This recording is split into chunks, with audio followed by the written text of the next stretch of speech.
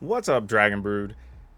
So, today we're gonna try to explore something. You know, when you get to this stage of the season, a lot of times we've been putting real intricate decks together and trying to build around certain cards and doing all that. But sometimes there's just concepts that are fun to build around that people like to play that we haven't really addressed much throughout the season. So, we're gonna try that today. But we're going to try to see what happens if we just jam the maximum amount of creatures and the maximum amount of cards that say something to do with gain life. I don't know if that even works, but we're going to give it a try and find out. I think that it might, but then again, it might not. But hey, let's come along for the ride and see what happens.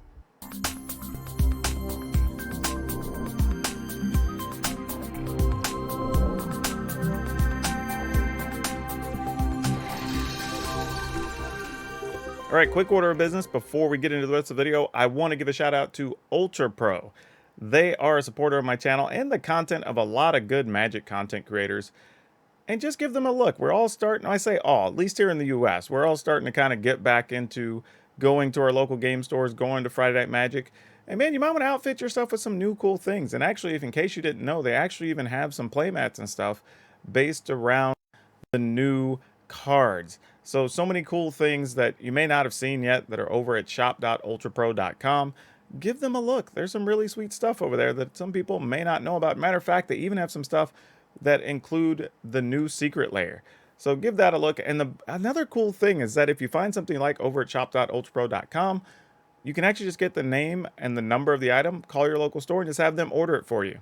They get their normal percentage. You buy something from your store, you're helping out your local game store, and Ultra Pro actually encourages that.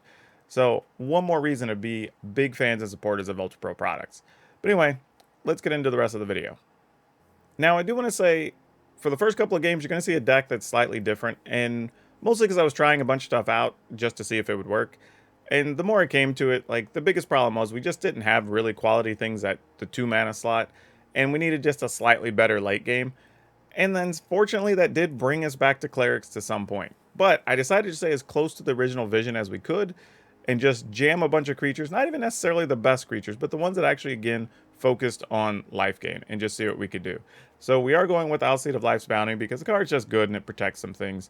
Speaker of the Heavens, which is great when you're trying to gain a lot of life.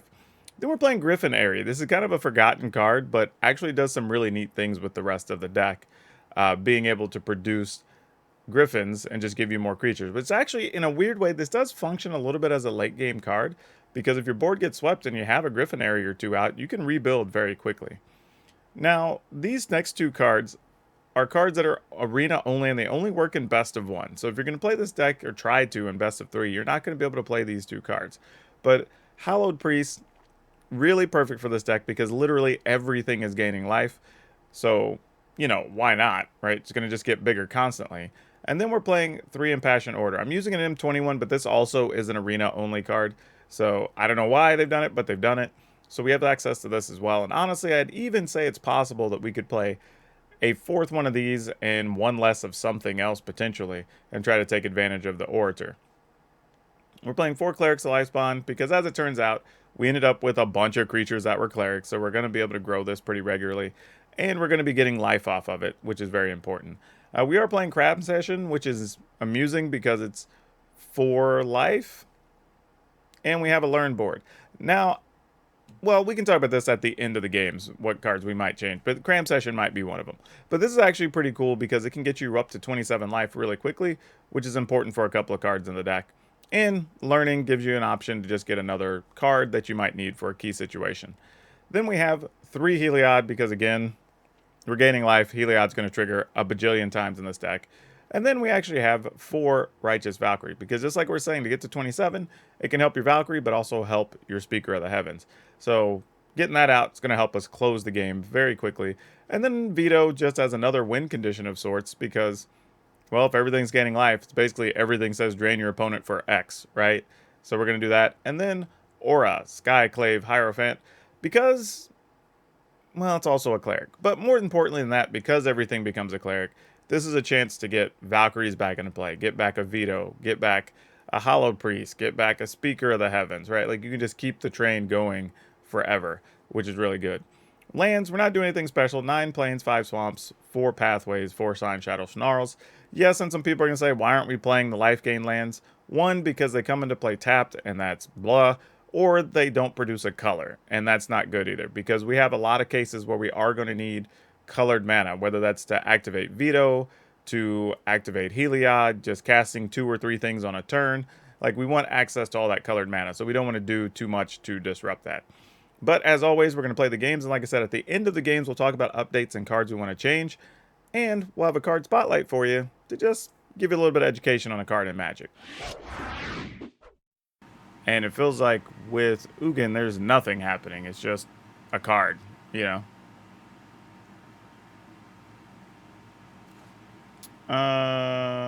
Yeah, we'll keep. I actually don't think I want... yeah, I'm going to do a big switch up on this deck. There's a bunch I want to change.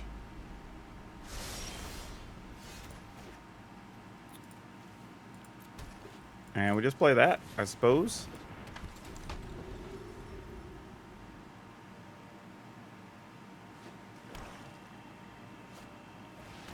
Acquisitions expert. Sure, you can have a silver smoke ghoul. That'd be great. Don't mind at all. That's probably the best thing I could discard there. I guess we put this on black, as I might need more black mana at some point. What's the play here? I guess we attack? I mean, if the opponent blocks, then we just put a +1/+1 counter on it.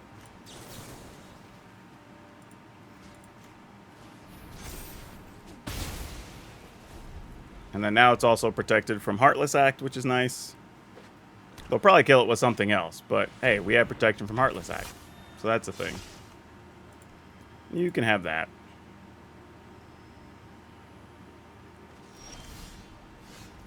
Alright. We'll get some life drain going here.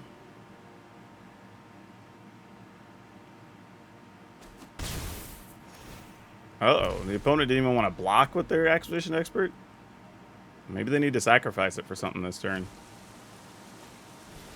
No, that's fine. That is not what we were looking for nor concerned about. Alright, so here we're just going to go for that. I will... what do we want to get here?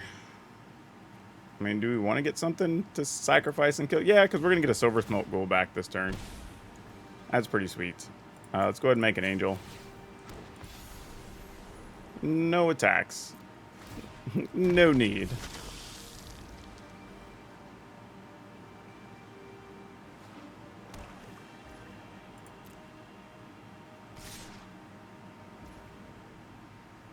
I mean... what are the odds they're going to Extinction Events? Because they would lose all their stuff, too.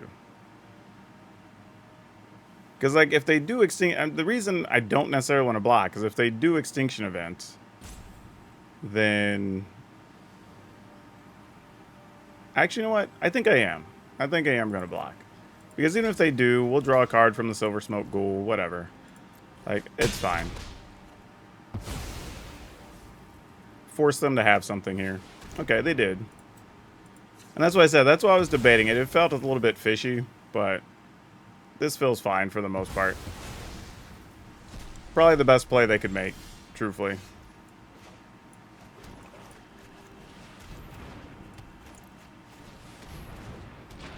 Alright.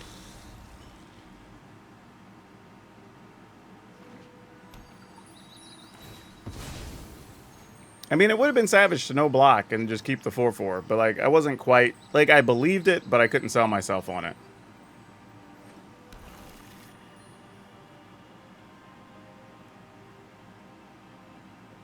Oh, there goes our Silver Smoke Ghoul. Boo. Alright, let's get something to gain some life. That'd be great. Well, you kind of gain life. Like, yeah, you do literally, like, satisfy the brief. That's about it. Oh, Liliana. Why? This battle is going to end on my terms. Okay, sure. I grow strong. You grow weak. Well, not the card we were looking for. But sure.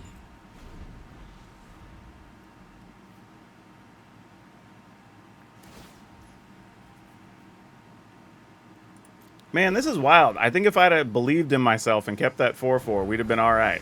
But You think too much. I didn't believe hard enough. Which is so crazy. But, you know, that's the way it goes sometimes. I believed it, but I couldn't talk myself into it. Well, if we can find something to gain life, this would be great. Man, a cram session wouldn't be bad at all, honestly. Play a cram session into about your plans. 2 griffins and something. Like, that could be cool.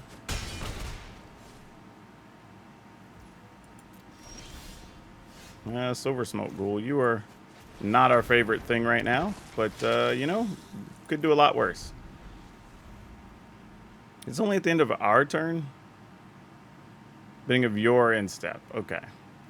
So if we give them lifelink now, it doesn't necessarily help us. Other than generating 2 griffins. No, because that's at the end of our end step too. It's not even at the end of every end step. So we kind of need to not do anything. Like, just take some damage. Oh, you're going to kill that and force us to draw a card? Alright, we're not blocking. I mean, there's genuinely no reason to.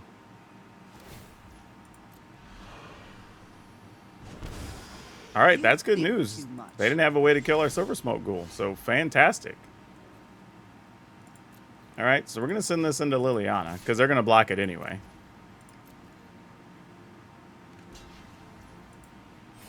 Alright.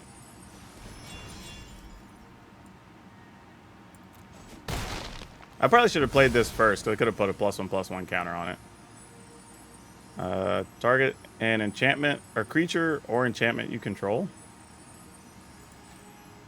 That's weird, but okay, it's a thing that happened.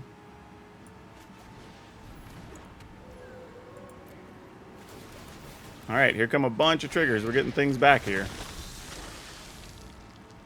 I mean, we got 3 Silver Smoke Ghouls and an Owl Seed, so... Alright. Liliana gets to bang on us one more time.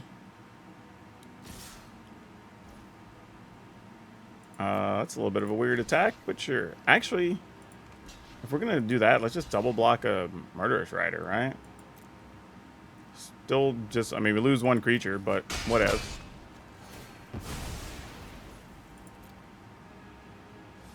Unless they have some life gain thing that matters.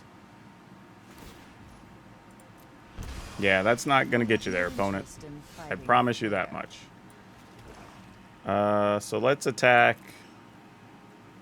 You know what? I'm going to send all of these into Liliana. I'm good with that.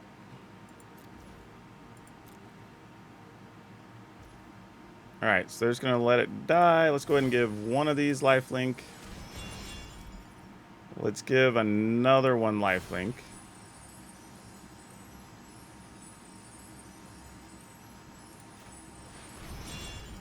So we'll gain 6. Yep, there you go. Now, what was about to be crazy is I was also going to sacrifice one to draw a card, and then it was going to come back at the end of the turn, and then I was going to get 2 griffins, and it was going to gain 6 life. So I was going to be at 13 life, have 2 griffins. One of them, I was going to put the counters and make it a 4/4 just so we could fight the Nighthawk, and then start going off. So basically, every turn, I was going to be able to get as many cards as I wanted, as many tokens. Like, it was about to get wild. Like, that's a best case scenario, to come back from that weird situation, getting your board wiped and everything else. Like, that's not very common, I would think, for this deck, though.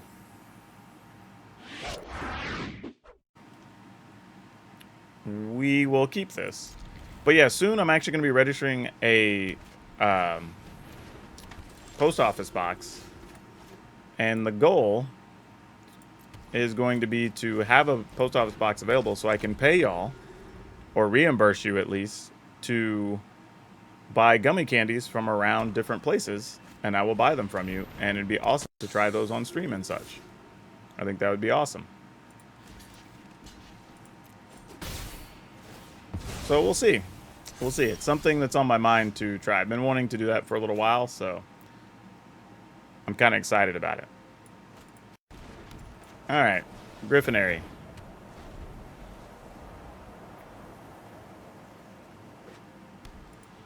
The only downside to the Griffinary is you can only get the creatures on your turn, and that really is a big deal.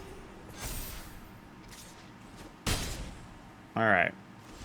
Now, we're going to have to decide what's worth doing more here. Like...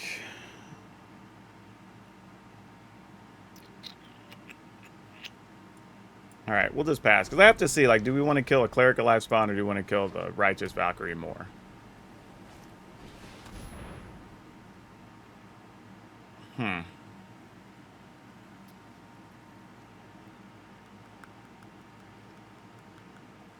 Alright, I'm going to take what is probably the more dangerous path here, and I'm just going to kill the Righteous Valkyrie.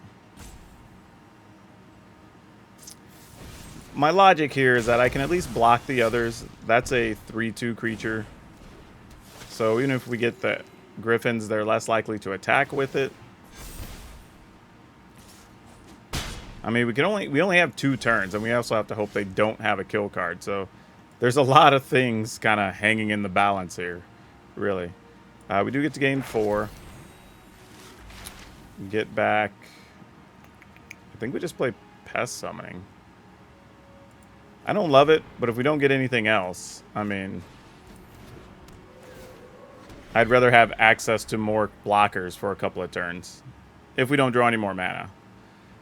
But next turn, we could also draw a land. If we get a land, we could play Pest Summoning and gain 4, so that gets us another Griffin and 2 ground creatures. And then we can kind of go from there, maybe start trying to do stuff with Patrician or whatnot. So we'll see. This is not going to be a great time. Let's see what the opponent has. Okay, they have an Orator. That's every time a creature enters the battlefield. Yep. If they attack with both, we're only going to block with the Griffin, I think, on the Blight Priest. Oh, they had a Dire Tactics. That's unfortunate. Alright, so if we take 9, we would risk just dying during their turn because of the Blight Priest shenanigans here. We would definitely need to draw land at that point. Alright. Don't love it, but is what it is. Alright, we found a land, so that's kind of step 1 in all of this. Let's... Alright, I'm going to do this. And then we're going to gain 4.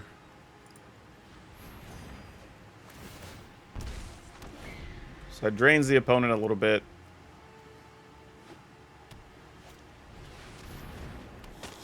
Ah, double drain. That sucks. Good for them, though. They're basically doing the same thing we're doing, but this card is better for us in our deck, for sure. All right. Let's see what this opponent does here. We're not in a bad spot, though, considering we can chump block. I'm riding Blight Priest, you know, so we're okay. We have a lot of ways to gain life on our turn. Still get to drain the opponent for a little bit. They're also empty-handed now, so that's not bad.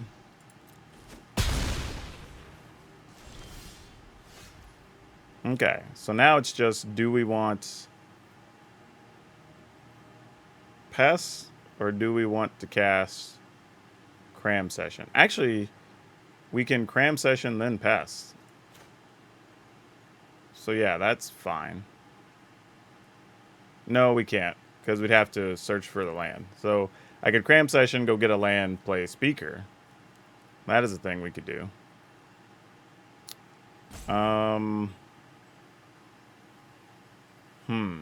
We can Cram Session and get rid of one of these next turn.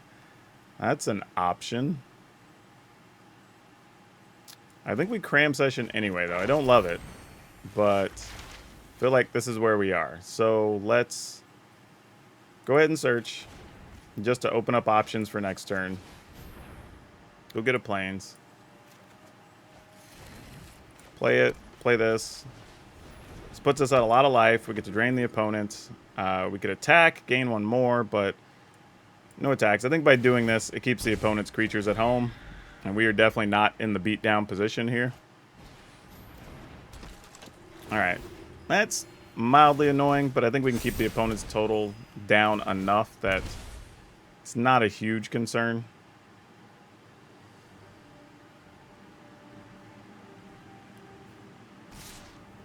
Oh, they're just getting in there with everybody. I like the gumption here. Alright, I'll block. Actually, this is interesting. Because we're probably going to block here no matter what. That's totally fine. And then block here. Block here. Because this is kind of the real problem. Right, as long as this is gaining less life, we're only getting drained for 2 instead of 4 or whatever whenever this thing triggers. So, yeah, let's do that.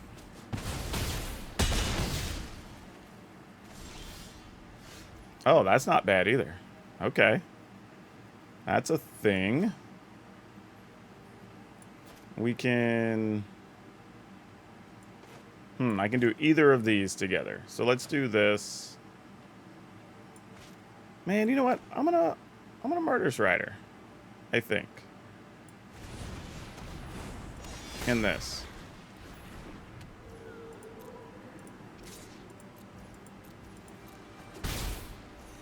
I just did that just in case the opponent had some weird life gain or something on their turn. Kind of minimize it. Or that's going to be a lot of not fun. Especially when they can get a Valkyrie back. That's going to suck. Ugh. Not a lot we can do, though. I mean, situation is what it is.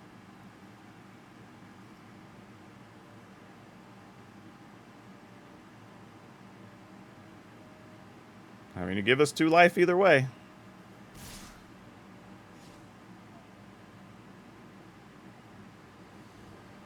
Yeah, this isn't a great attack with their Blight Priest. I mean, they do get back an Impassioned Order. I mean, I guess they can get back a Speaker of the Heaven.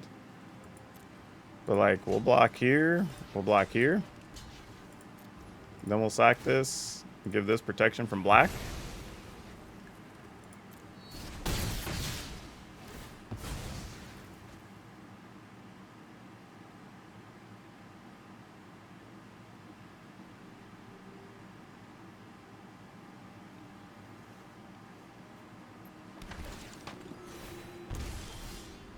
Ooh.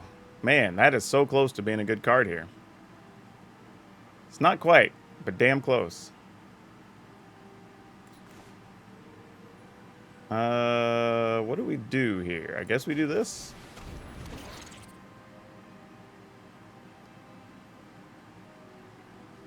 I think that if they just get a creature into play, we just die, right? They're going to gain 1. No, that wouldn't be enough. But then they would attack for 3. So that would definitely put them at 27.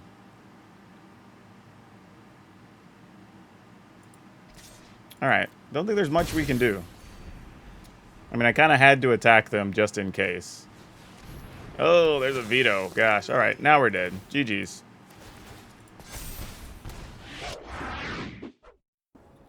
Okay, let's see what we got going here. We'll do that. And we'll play the Speaker.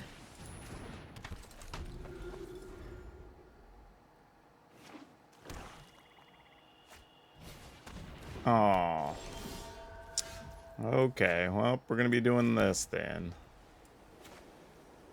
We play this just to let it die, I guess. Though I guess they're killing that instead of the Speaker, so I guess it's cool. We'll see. I feel like I've played against this deck so much in the last couple of weeks. It's a fine deck, though. It's just very one-dimensional and boring. Alright, you get a cram session. Works for me.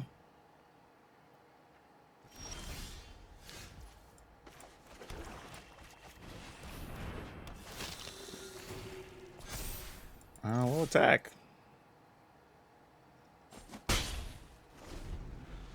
I mean, if they have a -3, we're going to lose this Cleric Life Spawn. Yep, sounds about right.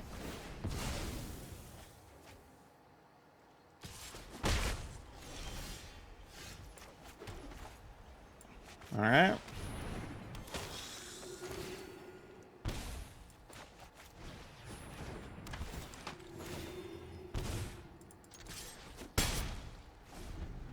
Okay.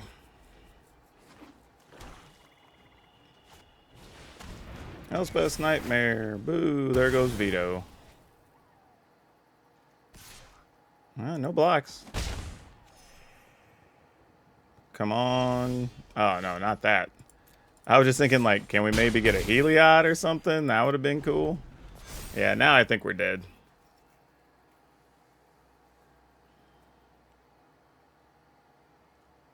Because even an Angel or something doesn't help that much here.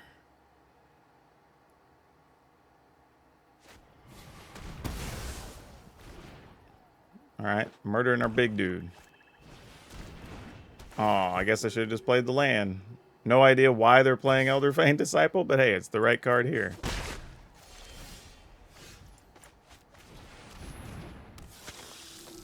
Big deal, too, because had I just put the land in, I'd be able to activate my veto, even on blocking duty, which would be important. Hi.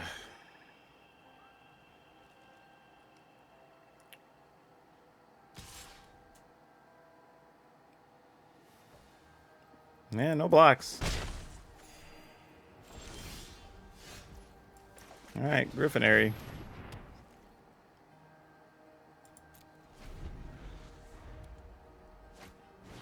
Ugh. That's real bad for us.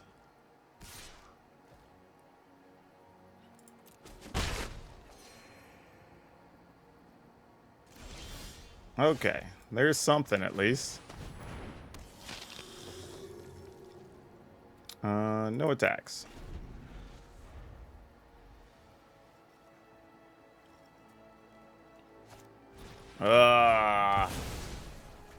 Sure. Vito's dead. Yep. Sure. No blocks.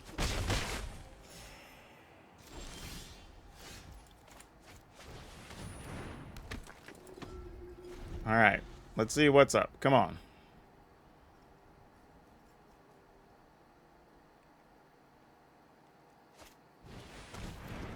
Yep.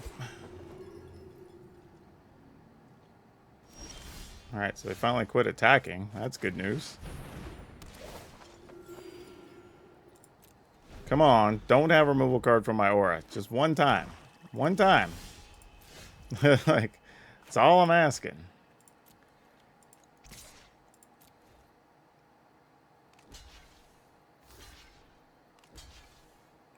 Yeah, I'm about it. Alright. So then I'll get Veto back. And then I put a land into play. Fantastic. Alright. Now we're able to turn this around. Not sure what the opponent's waiting on their side, but it feels like it can't be good for us, whatever it is.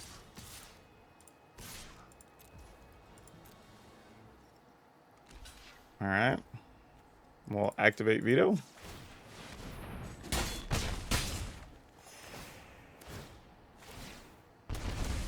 And then we make a Deuter. It's going to drain as well. Then we get a Deuter at the end of the turn that drains as well.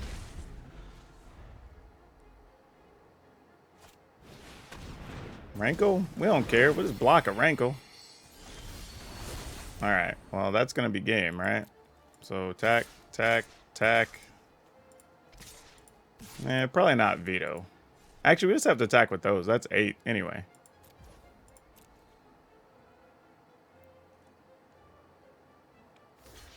Unless the opponent has a spot removal card here, that's it. Yep, that's it.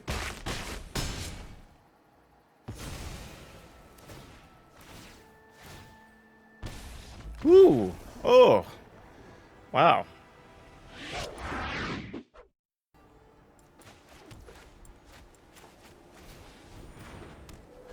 Don't know how well it's going to work out for us, but we're going to try to make the most out of it.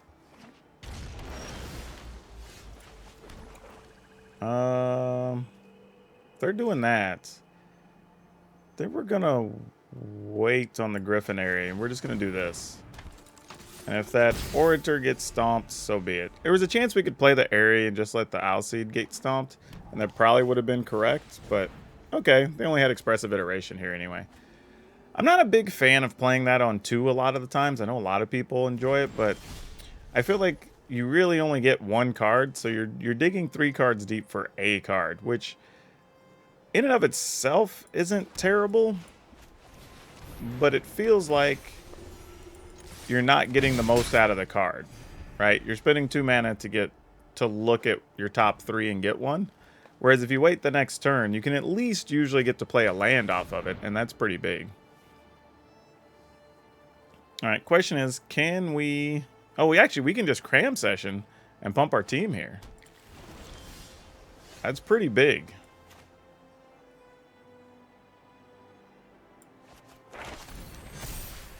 All right, we're going to cram session. We're going to get... I don't even know what we're going to get. We're going to take... Do we need to get rid of something, maybe? I don't know.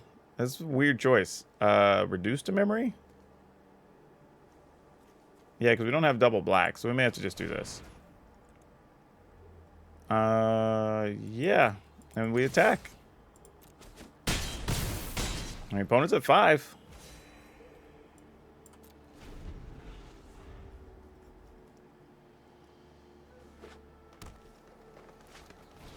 Alright, Goldspan Dragon, you ain't it, fam. Oh, they're just coming for it. It's like, whatever. Do they have double power, double power, double power? Because we'd have to do it 3 times. We're at 30. You go to 8 to 16 to 32. Would have got them there. Oh, so they were just reducing our life total. Got it. I see what you were trying to do. So that makes sense. Is there a way we could increase that? I don't think there is, but there is a way we could kill a dragon. Actually, no, there is. We just play a creature. What am I doing? We just do this. Duh.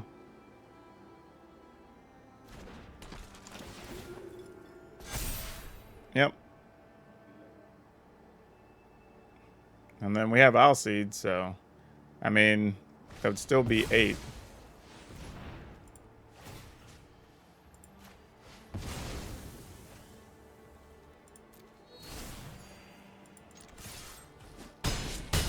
All right.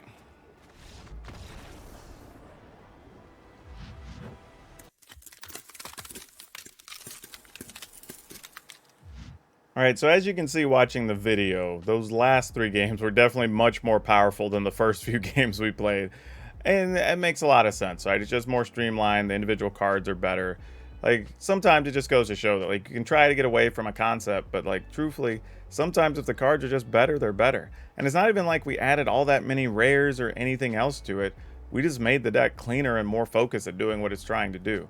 Now, I will say, as far for changes, I really like the cram session and the flexibility it brings, but there is an interesting thing to consider. If we got rid of the cram sessions, we could actually play something like Light of Hope. And the reason that's important is Light of Hope does let you remove an enchantment, which can be really good against the Sultai decks to be able to get rid of an early Wolf Willow Haven that could buy you a little more time. Or maybe even, believe it or not, get rid of something like Binding of the Old God so they can't search and ramp their lands, which could also get you another turn or 2. So, not saying either is great of a reason to make that switch, but it at least is something more versatile. But you are giving up the flexibility of having the learn board. So I think it's going to be a personal flavor taste thing of how you feel you're sizing up against other decks. But just know that against those types of decks, we are going to have a little bit of trouble anyway. Though you did see in one of those later games that we recovered pretty well from a couple of sweepers. So it is possible that we could get that type of comeback, but not that often. So just something I would keep on your radar. But against other creature decks, you're probably going to be alright. Gain a lot of life and it's kind of hard for them to beat you down. Now for today's card spotlight, we're going to talk about Goldspan Dragon. And I know this is a new card, But this is one of those things that if you want them, you probably should get them now sooner rather than later. Especially as we move into a world where people are going to start playing more paper Magic. As we kind of get past this whole pandemic thing, there's a good shot that Goldspan Dragons could end up being one of the higher valued cards in Standard for the foreseeable future. It's already in the $20 range and it goes into a lot of decks. Whether you're talking about Gruul aggro style decks, some mono red variants play it, you have blue red versions playing it, you have control decks or mid-rangey decks that are playing it as one of their actual bigger creatures. So it just fits in a lot of spots, and you're going to reach a point here with the D&D set coming out, then 2 Innistrad sets, that people aren't going to be buying much Kaldheim. I mean, it's going to basically be 4 sets back pretty quick, and without the extra booster drafts and stuff happening, there's not going to be as many circulating. So something I would do, if you're considering picking them up, you might as well get them now, because even if the price drops, it's not going to be more than a few dollars per card, so it's not like you're going to lose a lot of money. Don't forget, if you want today's deck list, it'll be in the description down below, along with links for so many other things. But namely, if you want to come follow me over on Facebook and Twitch on our streams, or you want to come join me in the Discord, and you can come get deck help, ask questions, anything else, all that's going down in the Discord, which now we have over 500 people. So thank y'all for coming and participating and be part of all that. And finally, if you haven't, I have to ask oh so kindly, please remember to like this video, hit the subscribe button and that notification bell, because that helps us get in front of more people and get recommended more whenever you're hitting that like button. But also, whenever you hit the subscribe button, it lets me know you appreciate the content, and the notification bell is for you to let you know every time I have a new video up. But that's all I have for you for now. We'll see you next time.